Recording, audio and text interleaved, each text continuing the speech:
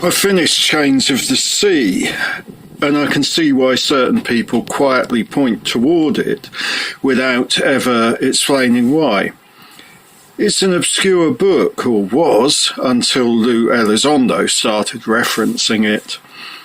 And once you read it, you realise this isn't entertainment science fiction. It's destabilising, but in a strange way stabilising too. Not fatalistic, quiet. Like the mind of an animal in the field, alert when needed, still when not. And there's a thread running through all three stories in that book. Humans are not the centre, not the point. Not especially important in the grand structure of things. And instead of that leading to despair, it leads somewhere else. A kind of acceptance. The way an antelope exists in a world that contains leopards. Not deluded, not nihilistic, just alive within conditions. When I'm walking in the countryside and I come across a cow or a sheep, I talk to it. Not because I think it understands the words, but because there's a moment of shared presence. The industrial food chain still exists, predation exists, mortality exists, and still, in that moment, there is a kind of peace. Animals don't need cosmic reassurance. They operate, they rest, they exist. There's something glorious in that. Humans, not so much. In the first story, and us too, I guess, Dr. Davis reaches a strange place. Human extinction becomes not horror, but release.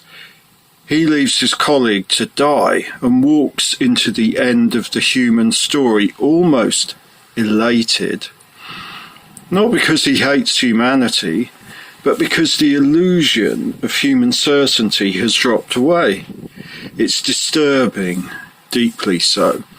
But it also strips away the drama. The second story goes further. Earth's AI, planetary, distributed, telepathic in a sense, is quietly running things. It prevents nuclear war by negotiating between American and Soviet systems. The machines show more sanity than the humans. So written in the early 1970s, and yet it reads like now. Tommy, the boy in the woods, sees other intelligences, nature spirits, non-human presences, things folklore once spoke about. They're real in the story, but they're not there to save humanity. I mean, they can't even really save Tommy. He wants to leave the human world behind, and you can understand why. And that's where the book becomes psychologically dangerous and psychologically clarifying. It asks, what if the universe isn't arranged around us? What if meaning is local, not guaranteed? What if we're participants, not protagonists? That can lead to nihilism, or it can lead to a quieter mind. Operate when needed, system calm, humming when not. Then there's the Shrine of Sebastian. Robots serving humans, humans serving myths. Blurred boundaries, synthetic devotion, ritual without understanding. You can't always tell who is programmed and who is improvising. And it raises something very uncomfortable. Humans build belief systems to soothe emotional stress, to cope with not knowing, to cope with mortality. Machines, given certain parameters, might do the same. Religion, cult, ideology, not as divine revelation, but as coping architecture.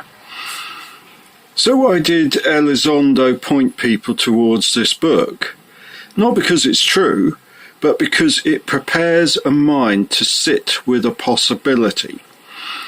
That reality may be layered, that humans may not be central, that intelligence may exist in forms we don't recognize, and that the correct psychological response may not be terror, but balance.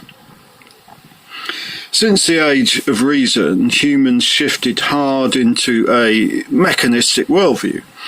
Science became a kind of orthodoxy. Anything outside the material model was dismissed.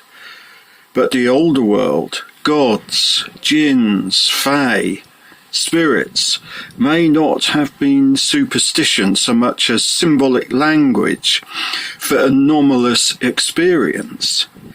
If those experiences re-emerge without a framework, society could panic.